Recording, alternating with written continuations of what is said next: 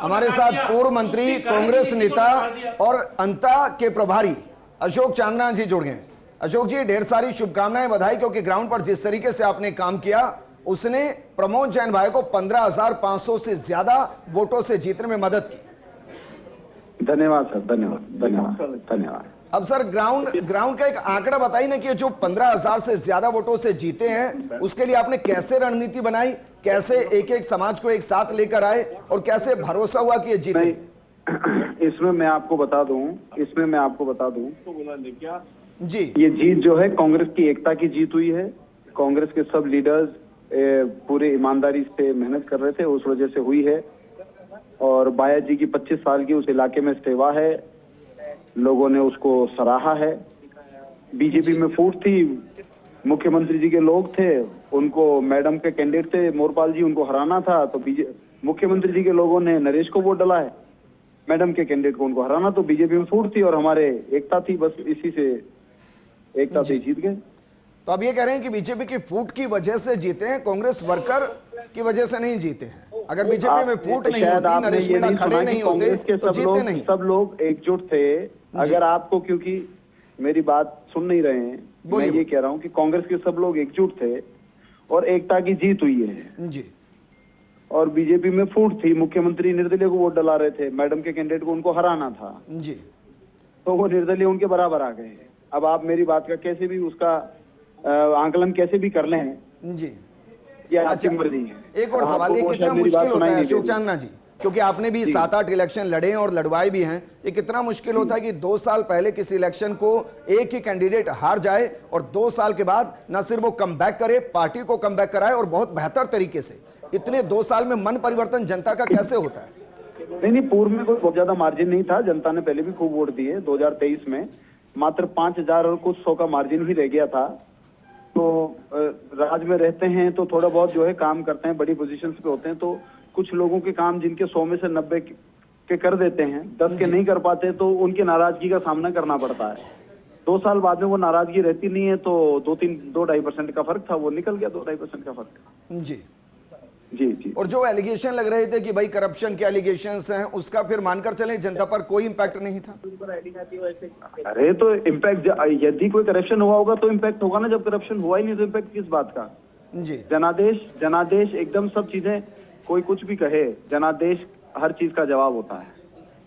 अच्छा, कांग्रेस के लिए एक क्वेश्चन रहता था कि भाई ये साथ नहीं आते हैं, वो साथ नहीं आते हैं, वो उनके साथ एक गाड़ी में सवार नहीं होते हैं। इस बार अंता के अंदर उन सब सवालों के जवाब मिले, तो क्या मानकर चले जो कहते थे 2 धड़े हैं, 3 धड़े कांग्रेस में, अब नहीं है और सबको पता है कि अगर वापस कम बैक करना है तो सबको साथ करना है, अलग अलग नहीं कर सकते? कांग्रेस में एक ही धड़ा है, राहुल गांधी जी का धड़ा है, पूरी कांग्रेस एक है। एक और सवाल सर, उसका राजस्थान से लेना देना नहीं है, लेकिन राहुल गांधी जी के नेतृत्व में बिहार लड़ा गया और वहां क्लीन स्वीप हो गया, उसको कैसे देखते हैं? 60 लाख वोट चोरी कर लोगे तो पीछे का बचेगा क्या? प्रति विधानसभा 30 से 40 हजार वोट इन्होंने चोरी कर लिए। अब वोट ही गायब कर दोगे विपक्ष का तो बचेगा क्या? 61 लाख वोट पार्लियामेंट में से हटा दें, ये वो उसी 60 लाख के साथ में ये पार्लियामेंट जीते थे जी। अब कह रहे हैं कि नहीं वो तो 60 लाख तो फर्जी थे, अब हटा दिए हैं। तो पार्लियामेंट में वो सही थे तो अपनी भी हटाओ, जीत अपनी कैंसिल करो, उस समय की पार्लियामेंट चुनाव वापस कराओ। अच्छा, पार्लियामेंट में उस समय तो आपने वोट चोरी नहीं हुआ सर, और आप जीत गए। अभी आपने 61 लाख वोट काट दिया। ठीक, अशोक चांदना जी, अंता में तो आपने बहुत बारीकी से देखा है, 16% वोट चोरी हो जाएगा तो पीछे बचेगा क्या? अशोक चांदना जी, अंता में आपने बहुत बारीकी से इलेक्शन को देखा है, यहाँ तो वोट चोरी नहीं हुआ सर, यहाँ तो नहीं हुआ ना?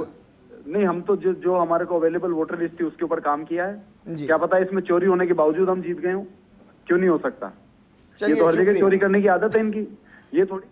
शुक्रिया हमारे साथ जुड़ने के लिए अशोक चांदना जी। हमारे साथ कांग्रेस के वरिष्ठ नेता धर्मेंद्र राठौड़ जी जुड़ गए हैं। धर्मेंद्र राठौड़ जी, क्योंकि इस जमीन पर काम करना बड़ा मुश्किल होता है, लेकिन जो जमीन पर काम करके परिणाम लेकर आता है वो बेहद सुखद होता है, तो ये सुखद एहसास आप कैसे बयां करेंगे? नहीं, नेचुरली कांग्रेस पार्टी का हर कार्यकर्ता को, नेता को अपार खुशी है और उससे ज्यादा खुशी मैं समझता हूं राजस्थान की जनता को है। 2 साल की जो गवर्नेंस है भजनलाल जी की सरकार की, उस गवर्नेंस के आधार पे जनता ने वोट दिया है अंता का। भजनलाल जी की सरकार 2 साल में कुछ नहीं किया, इस बात का प्रमाण है अंता का बाई इलेक्शन। जी मोदी जी की सरकार ने जो वादे किए थे विधानसभा चुनाव से पहले, हमारी सरकार थी, गहलोत साहब मुख्यमंत्री थे, जो झूठे कन्हैयालाल हत्याकांड को उछाला गया, झूठे करप्शन की बातें की गई, कानून व्यवस्था के बारे में बढ़ा चढ़ाकर बताया गया, बेरोजगारों को रोजगार देने के वादे किए गए, वो सारी बातें फेल हो गई, धरातल पे कुछ नहीं हुआ।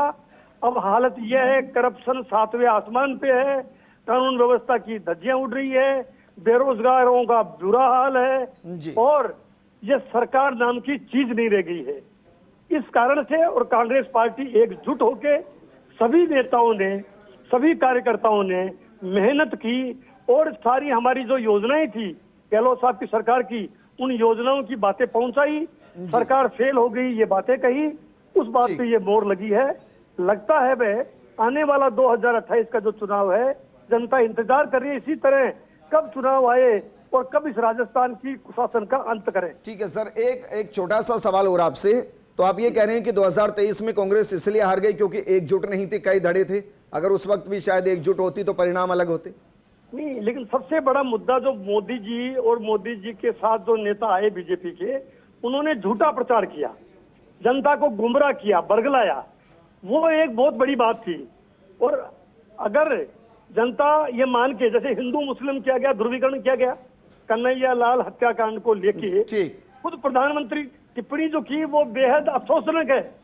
और अब 2 साल हो गया कन्हैयालाल को, जो कन्हैयालाल के जो हत्यारे हैं उनके बारे में कभी बात नहीं करते अमित शाह जी, प्रधानमंत्री जी। जी चलिए, शुक्रिया धर्मेंद्र जी हमारे साथ जुड़ने के लिए और इसका विश्लेषण करने के लिए। बिल्कुल। और विजेंद्र देखिए, यहाँ पे मंथन भारतीय जनता पार्टी को करने की जरूरत है, क्योंकि प्रचार प्रसार में तो पूरी ताकत झुकी गई थी, फिर रिजल्ट फेवर में क्यों नहीं आया। हालांकि बीजेपी प्रदेशाध्यक्ष मदन राठौड़ से जब वो मीडिया से रूबरू हुए तो उन्होंने कहा कि जवाबदेही तय यहाँ पर करनी होगी, क्योंकि ताकत कार्यकर्ता ने भी झोंकी थी और दिग्गजों ने भी झोंकी थी, फिर रिजल्ट उनकी फेवर में क्यों नहीं आया, इस पर आज बात करने की जरूरत भी है। चलिए